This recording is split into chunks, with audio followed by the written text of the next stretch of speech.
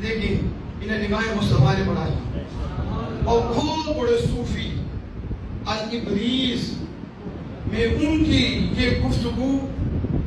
لکھی ہوئی ہے اور بڑی کمال گفتگو ہے. کیا کہتے ہیں میں وہ تصل کر کے آپ کے سامنے شیخ عبدالرشید طباغ قدس سرہ العالی آپ کیا فرماتے ہیں. آپ صاحب آئے ہیں, آپ کی محترم نیتیں ہوں گی, آپ درشی پڑھتے ہیں, آپ کی محترم نیتیں ہوں گی, آپ شیخ صاحب کا دیدار کر رہے ہیں, پتہ نہیں آپ کی کیا نیت ہوگی, کیسی کیسی نیت لے کے آئے, نماز میں کیا نیت ہے, روزے میں کیا نیت ہے, یہ ہماری صلات میں کیا نیت ہے, تسبیحات میں کیا نیت ہے. آپ مجھے دو نیت ہیں, ایک تو نیت یہ ہے مجھے ثواب ملے, اچھی نیت ہے, ایک ثواب ملے, اچھی نیت ہے, درود پڑھتا ہے اسے ثواب ملتا ہے, حضور کی اطاعت کرتا ہے اسے ثواب ملتا ہے, اللہ کی اطاعت کرتا ہے اسے ثواب ملتا ہے. ایک شخص وہ ہے جو کیا نیت کرتا ہے, ثواب تو اسے بھی ملے گا, لیکن وہ پتہ کیا نیت کرتا ہے, وہ اللہ کو دیکھتا ہے, وہ اللہ کی جان کو دیکھتا ہے. جب دیکھتا ہے نا تو کہتا ہے حضور اللہ تو فرماتا ہے محبوب تجھے نہ بنا تھا تو میں کسی کو نہ بنا تھا, محبوب میں نے دنیا والوں کو بنائی اس لیے ہے جو تجھے میں نے سنبھالا ہے, جو تجھے میں نے شانیں دی ہیں, جو تمہیں عزت دی ہیں, جو تمہیں مقام دیا ہے, میں دنیا والوں کو بتاؤں یار وہ ہو جو ایسا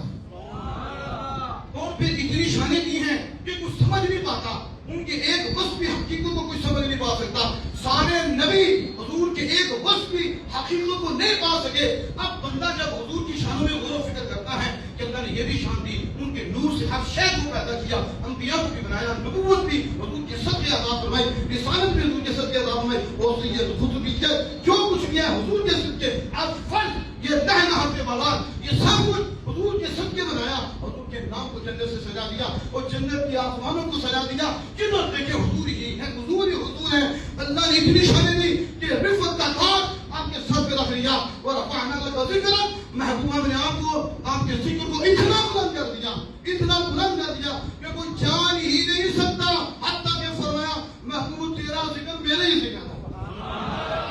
اب جب بندہ تخلیق مصطفیٰ پہ غور کرتا ہے حیران ہو جاتا ہے, حضور کے نور پہ غور کرتا ہے تو حیران ہو جاتا ہے, جب حضور کی بشریت پہ غور کرتا ہے حیران ہو جاتا ہے کہ کیسی بشریت ہے. وہ کمال حسن حضور ہے کہ کمال نفس وہاں نہیں, وہ کمال حسن حضور ہے کہ کمال نفس وہاں نہیں. وہی شمع وہی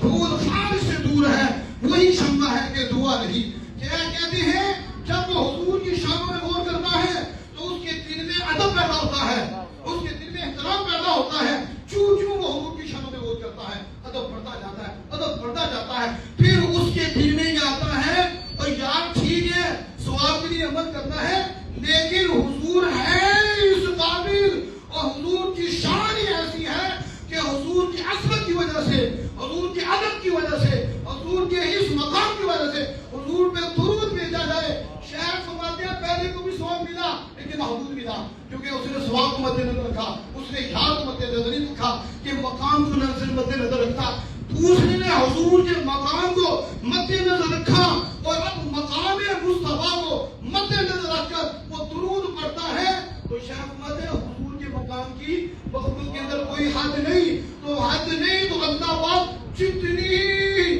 محبوب کی شان ہے نا اس کے مطابق اس کو اجر عطا فرماتا ہے. اسی طرح کہتے ہیں اللہ کی تخلیق میں اللہ کی شان میں غور و فکر کرتا ہے تو کہتے ہیں نماز پڑھنی ہے تو اس لیے کہ وہ اس لائق ہے,